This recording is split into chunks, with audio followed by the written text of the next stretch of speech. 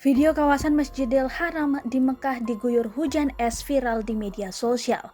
Video fenomena hujan es di Masjidil Haram ini diunggah oleh akun Twitter pemerintah Mekah pada Selasa 27 April 2021. Dalam video yang beredar, masih ada sejumlah jemaah yang berada di dekat Ka'bah.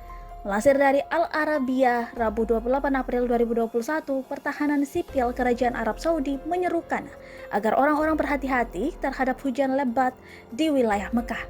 Pusat Meteorologi Nasional Arab Saudi memprediksi badai sedang hingga lebat disertai dengan angin dan hujan es terjadi di wilayah Najran Jizan, Asir Al-Baha meluas ke wilayah Mekah.